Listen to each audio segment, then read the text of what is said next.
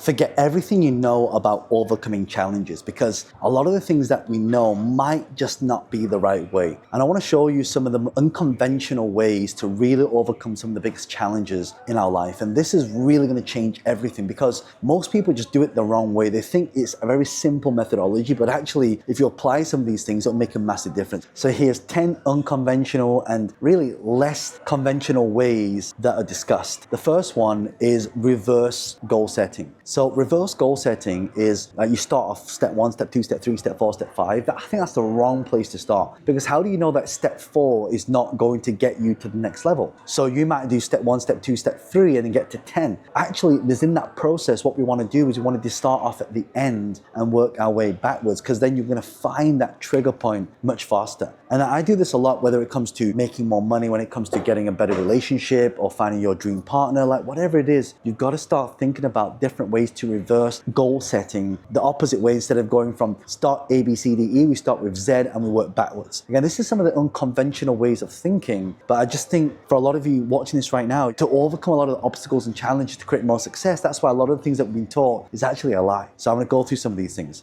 The second thing you want to focus on is you want to embrace limitations. So sometimes we have free range in things that we do, but if you're limited, like I'll give you an example. Someone says to you, hey, you've got 1 day to clean your room, right? Or, hey, you've got 1 hour to clean your room. That room will be cleaned in an hour, or it'll be cleaned in a day, depending on how much time that you limit it. So sometimes having the limitations can overcome challenges faster. Sometimes we feel like we're backed into a corner, like we're stuck in the corner, but actually, there's certain things that we can do that allow us to think outside of the box once we're kind of pinned into the corner. How have you been backed into a corner before and you don't know what to do, and then somehow you figure out a way to get out of that situation because you're limited? So you almost want to embrace the limitations, because those limitations force you to think out of the box. It's like going to a restaurant, isn't it? You got too many things on the options. It's like, oh, what do I order? Should I order this, should I order that? No, when you have limited options, you know exactly what you want to order. Then you don't have confusion. There's this thing called Hick's Law. You make one decision, you can make that decision. But if you have 2 or 3 decisions, 2 decisions takes you twice as long. 3 decisions takes you 3 times as long. So these are things you want to start thinking about. Number 3 is voluntary hardships. Yes, you heard me right. So John, why would I want to put myself under pressure? On a regular basis, I always have cold showers or I do a cold plunge. Now, do I particularly want to do it? No. Why do I do it? Well, cold shower, you start creating the resilience,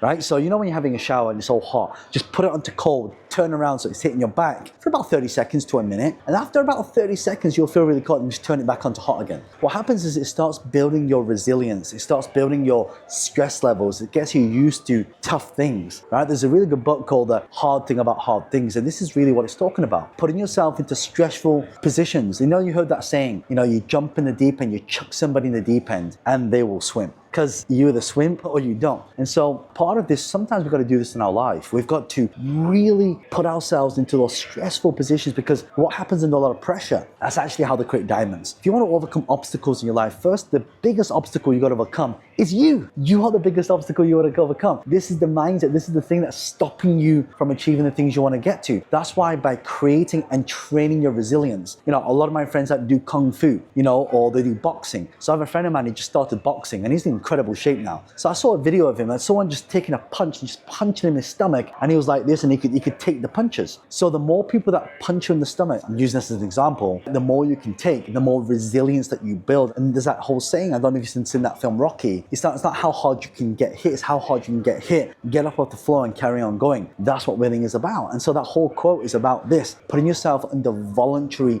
hardship, purposely doing that. Do it on purpose. Sometimes as entrepreneurs, we always want to be in stressful, I don't know about you, but I felt this things are too smooth, so I'll disrupt it a little bit to make it a little bit more stressful so I can cope with that stress more. And how many of you have been through situations, hardships, maybe you've been through challenges, relationships, business failures, whatever it is, you've lost some money. And then at that time you think you feel really bad about it. But the next time it happens, it's like, oh, I already know what this is like. So you've already felt that before. And once we start to create the resilience, we can then break through the barriers to the next level. This next one is a big one, is to rethink failure. What do I mean? A lot of people start businesses, they want to do something great, and they start something new and bang, they fail straight away. And they have two choices. Either you stop and you give up, or you carry on and you figure out what doesn't work. You know, for a lot of the times I remember starting in real estate, like why wasn't I getting the deals? I'd go to an estate agent, knock on the door, ask for deals, I don't get deals. I go to the next agent, I knock on the door, I ask for deals, I don't get deals. Why? Because my approach wasn't correct, right? I was saying the wrong thing. So it's almost like you need to get rejected a lot of times to know what to do. So when I say rethink failure, you have to think about the things that you're currently doing right now that actually you're avoiding the failure. That's why jumping to the deep end, putting yourself into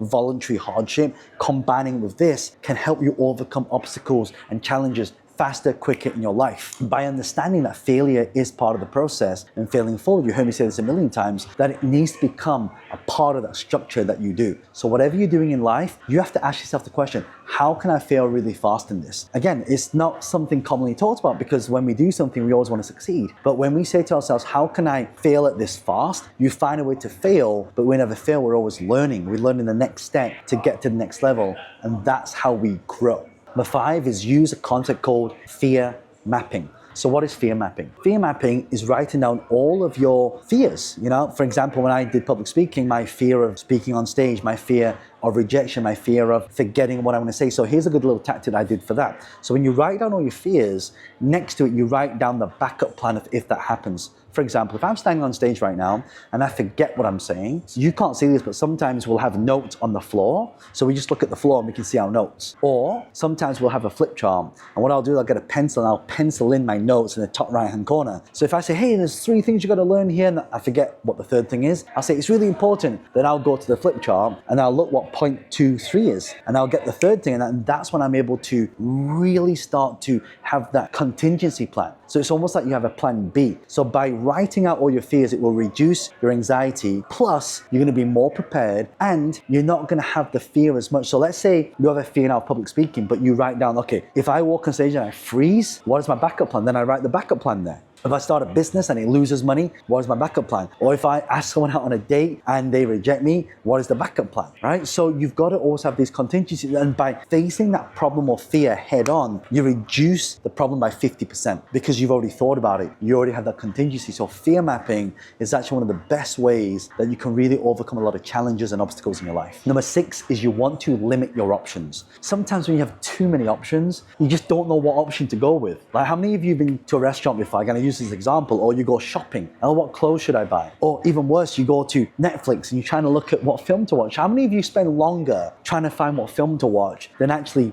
watching the film itself, right? It probably takes us half an hour because there's too much choice there. So actually sometimes you want to narrow the options. So you either want to be either A, B, or C, right? 3 options, right? So option A is this, option B is this, option 3 is this. So let's say I'm doing a keynote, I'm like, I got to fly 8,000 miles across the world. Option A, I go. Option B, I don't go. Option C, I zoom in live, right? So just keep it really simple because once you're able to articulate your decision making, right? Your obstacles and challenges lessen. In fact, most of the obstacles and challenges come from not knowing what decision to make. How do you know what I'm talking about? So that's why I think you've really got to start paying close attention to everything, every decision that you make. Are there too many choices? Can you narrow the choices down? And I find once you do that, your decision becomes easy. Do I want to do business with this person? Yes, no, test. So yes, I will. No, I won't. C is I'm going to test this person out. Should I hire this person? Yes, no, internship. When we have these different decision diamonds, we got to start figuring out how we can make the decision process easier. That's why if you ever look at me, I'm always wearing that same color t-shirts,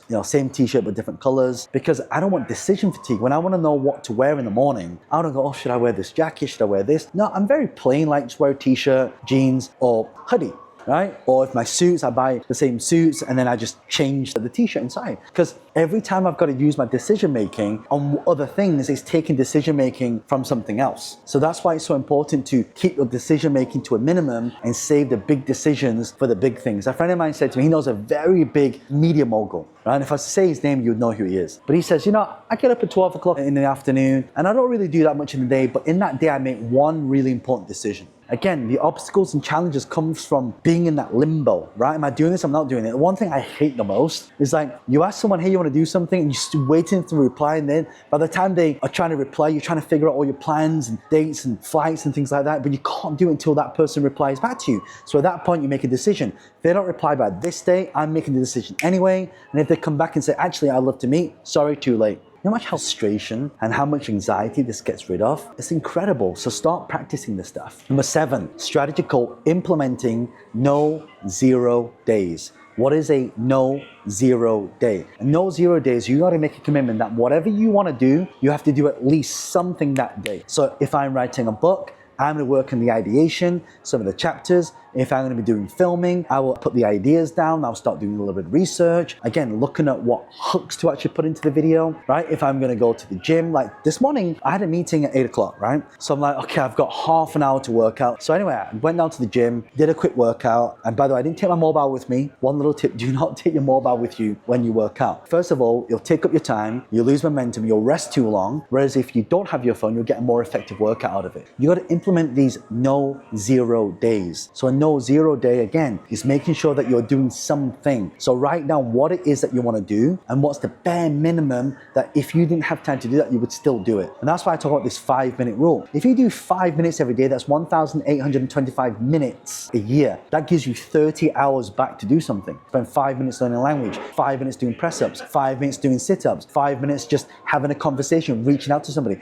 5 minutes of making a social media post, 5 minutes just doing breath work. All this stuff makes a massive impact to your life because it builds momentum. No 0 days is designed to build momentum. The day after it becomes easier. The day after that becomes easier. It takes 21 days to install that habit, and after 21 days, you'll be flowing. Number 8, seek discomforting evidence. What do I mean? Some people call it the gut feeling, but you know that whenever you're starting to overcome a challenge or an obstacle, like let's say, oh, I've got this challenge in my life right now. Let's say it's your business, cash flow's not coming in. It's a challenge, an obstacle. So then you seek the solution, but then the solution doesn't sit right with you. Sometimes the solution is not a solution, it's a band-aid, right? We just put a band-aid on it. Unless you fix that problem, it's always gonna keep coming back. Same with relationships, same with partners, same with your health. I mean, it's human nature. It's kind of like, imagine there's mold on that wall and I just paint over it. A month later, the mold's gonna come back. You haven't solved the source problem. So when you're starting to solve a problem and an obstacle or a challenge in your life, you gotta make sure that it sits right with you. And the evidence of it being discomforting, hey, you know what, I wanna do that, I wanna solve the problem, but I don't feel quite right with this. That should be a sign to not solve the problem or the obstacle using that level of thinking. So you can't solve a level of thinking with the same level of thinking that started in the first place. So you gotta think differently, you gotta seek a new approach. And sometimes it's doing something completely different, right? Just something completely out of the box. I remember a lot of the challenges I had is in real estate, I would always give people an offer which is below market value. So if your property is worth $1 million, I'm gonna offer you £800,000. The challenge is people come back and say, John, it's too low, don't be so ridiculous, or even worse, I get the phone put down on me, or the door slammed in my face. What is a different approach? I could offer more money, but then it doesn't make financial sense to do that. So a different approach would be, okay, what if I gave that person what they want, but also I got what I want? That's what we call a win-win-win. So for example, they want, let's say 900,000, I'm offering 800,000. So I might say to them, look, I'll give you what you want, you give me what I want. What do you want? You want 900,000, what I want. I don't want to pay 900,000 now. I'll pay you 800,000 now, and the other 100,000, I'll split it over every year, like 5 years of 25,000 plus interest. So unless you can think of a different solution, you got to think outside of the box. This is how you unlock wealth. This is how you unlock money. Every single one of us, we have a combination code, and it takes someone to just go do, do, do, do, do, and it unlocks. But a part of that is unlocking the way you think. And the biggest way to do that is to seek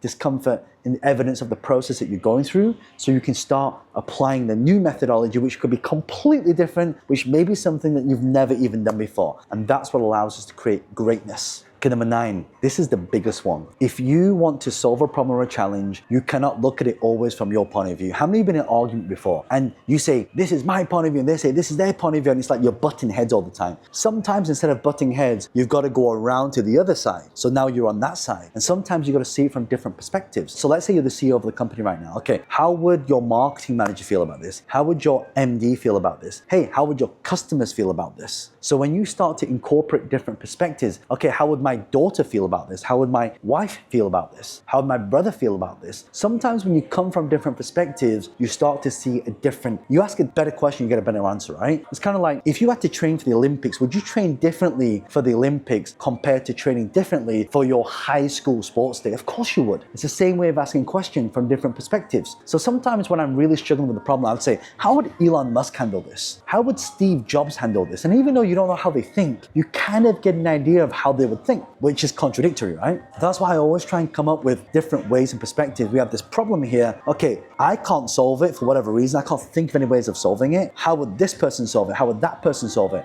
And sometimes when you come out of your own shell, you start to get a lot more results. You start to explore new challenges. You start to see new things. And this is the thing I see all the time. Making sure that you are not just staying pigeonholed. You got to do something new. You want to create new strategy, you got to do something new. You are the person stopping you from creating greatness in your life. Okay, number 10. This is a big one. By the way, before I go into this one is the most effective strategy. Any obstacle that you've got, any challenge you've got, this will wipe it away because of the process it goes through. But before we do that, if you love this, subscribe to the channel. And also, if you know someone who's going through a challenging time, share this video with them. And if you have any questions for me, leave a question below. All right. Number 10.